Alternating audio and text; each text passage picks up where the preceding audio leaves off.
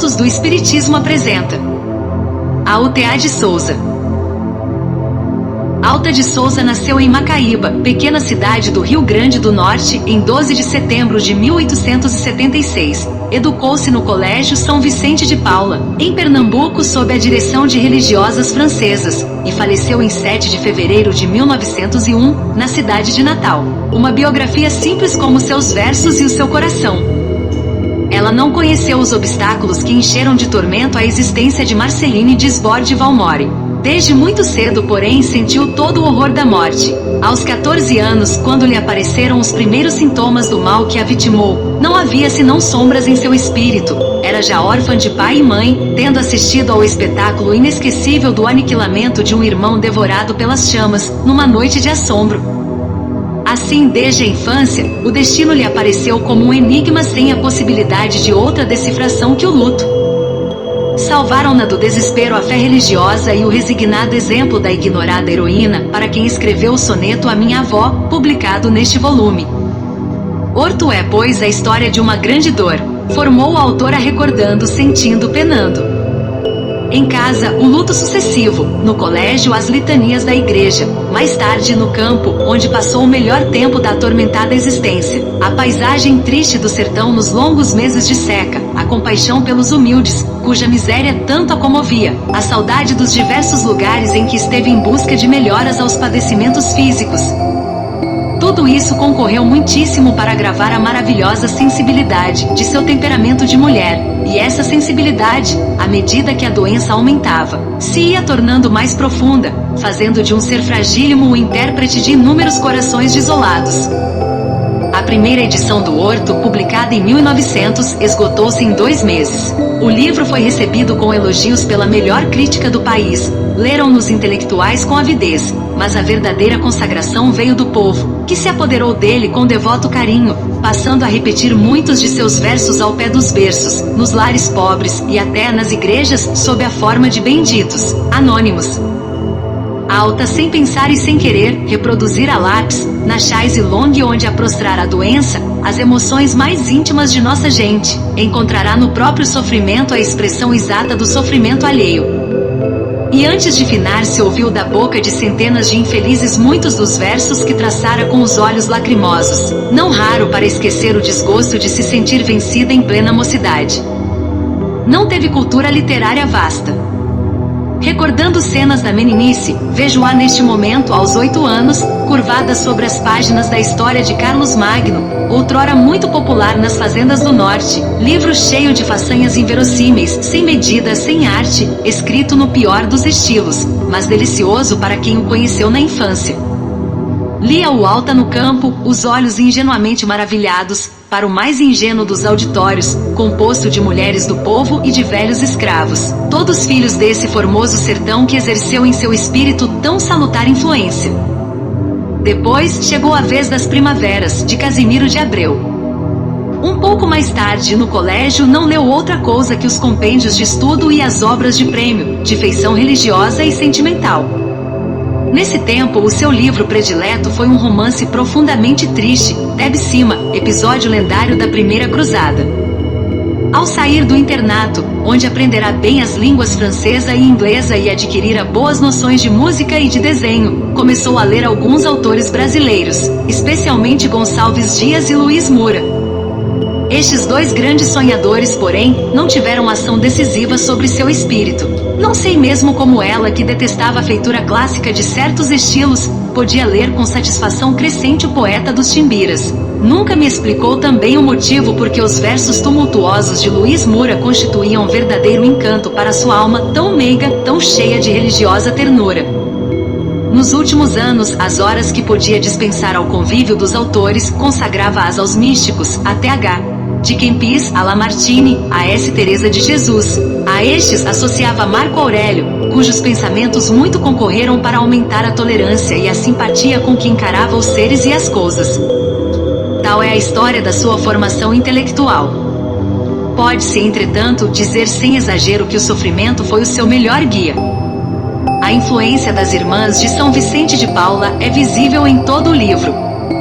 O próprio estilo, simples e claro desde as primeiras poesias, parece-me um produto do esforço das mestras que lhe corrigiram os temas escolares, com o bom senso e a medida dos franceses. Mas sem a dor que lhe requintou a fé, Alta certamente não teria encontrado a forma com que deu cor e relevo às visões de seu misticismo. Assim o Horto, em vez de uma coleção didática de salmos católicos, encerra, com a tristeza de um pobre ser cruelmente ferido pelo destino, perturbado em face do mistério da vida, a queixa universal do sofrimento humano. Nos últimos versos, nota-se a estranha serenidade espiritual a que chegou nos derradeiros dias, inspirando aos que a visitavam a mais religiosa veneração. Via-se-lhe então a alma através dos olhos brilhantes, sem torturas, sem lágrimas. Naquele corpo desfeito, tão leve que uma criança pudera conduzir, havia agora um coração resignado de mártir, sentindo profundamente o nada da vida, mas sem horror à morte.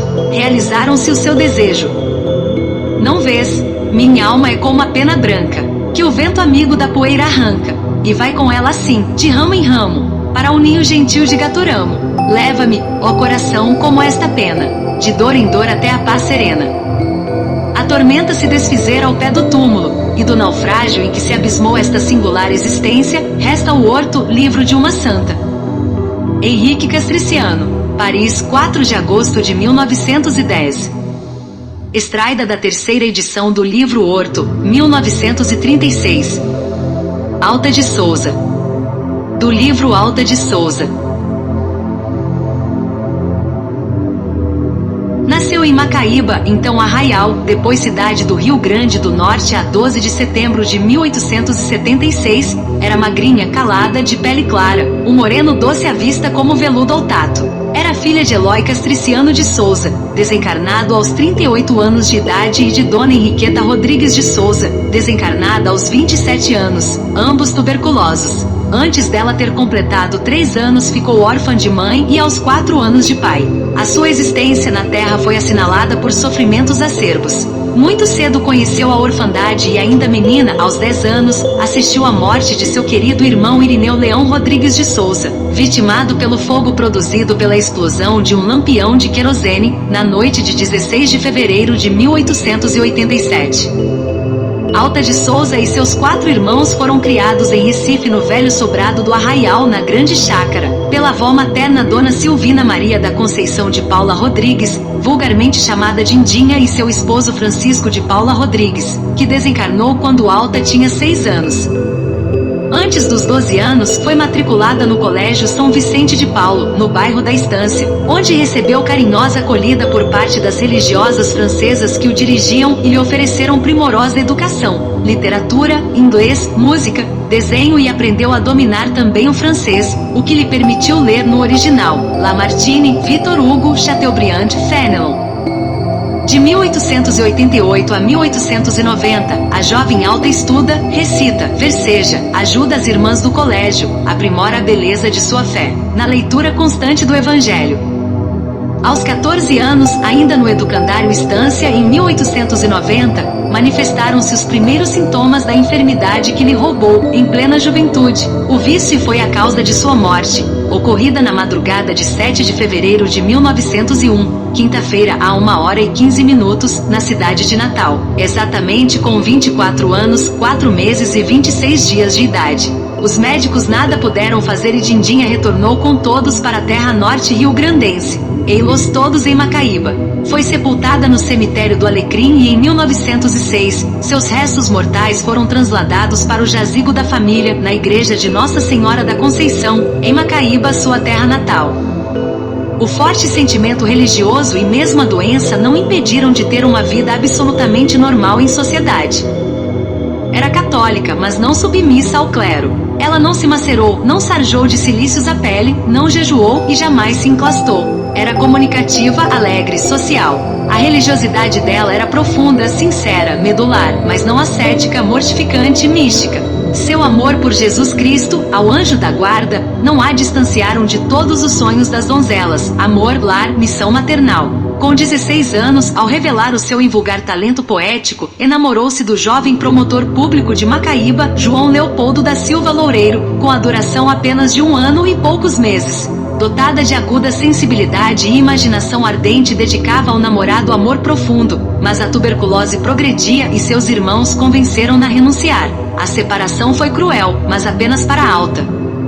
O promotor não demonstrou a menor reação. É verdade que gostava de ouvi-la nas festas caseiras a declamar com sua belíssima voz envolvente, aveludada, e com ela dançar quadrilhas, polcas e valsas, mas não era o homem indicado para amar uma alma tão delicada e sonhadora como Alta de Souza. Faltava-lhe o refinamento espiritual para perceber o sentimento que extravasava através dos olhos meigos da grande poetisa. Essa sucessão de golpes dolorosos marcou profundamente sua alma de mulher, caracterizada por uma pureza cristalina, uma fé ardente e um profundo sentimento de compaixão pelos humildes, cuja miséria tanto a comovia. Era vista lendo para as crianças pobres, para humildes mulheres do povo ou velhos escravos, as páginas simples e ingênuas da história de Carlos Magno, brochura que corria aos sertões, escrita ao gosto popular da época. A orfandade da poetisa ainda criança, o desencarne trágico de seu irmão, a moléstia contagiosa e a frustração no amor, esses 4 fatores amalgamados à forte religiosidade de Alta, levaram-na a compor uma obra poética singular na história da literatura brasileira. Horto, seu único livro, é um cântico de dor, mas também de fé cristã. A primeira edição do Horto saiu do prelo em 20 de junho de 1900. O sofrimento veio burilar a sua inata sensibilidade, que transbordou em versos comovidos e ternos, ora ardentes, ora tristes, lavrados à sombra da enfermidade, no cenário desolador do sertão de sua terra. Em 14 de novembro de 1936, houve a instalação da Academia Norte Rio Grandense de Letras, com a poltrona 20 dedicada a Alta de Souza. Livre do corpo, totalmente desgastado pela enfermidade, Alta de Souza, irradiando luz própria, lúcida e gloriosa, alçou voo em direção à espiritualidade maior.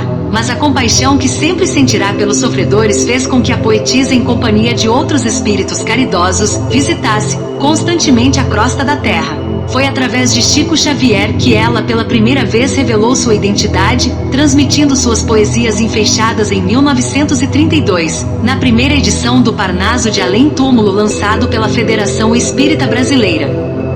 Em sua existência física, Alta de Souza foi a ave cativa que cantou seu anseio de liberdade, o coração resignado que buscou no Cristo o consolo das bem-aventuranças prometidas aos aflitos da terra. Além do túmulo, é o pássaro liberto e feliz que, tornado ao ninho dos antigos infortúnios, vem trazer aos homens a mensagem de bondade e esperança, o apelo à fé e à caridade, indicando o rumo certo para a conquista da verdadeira vida. A campanha de fraternidade Alta de Souza, idealizada pelo companheiro Ninfo de Paula Correia e aprovada em 3 de fevereiro de 1953, pelo Departamento de Assistência Social da Federação Espírita do Estado de São Paulo, então dirigido pelo saudoso confrade José Gonçalves Pereira, é uma bela homenagem à nossa querida poetisa, a UTA de Souza.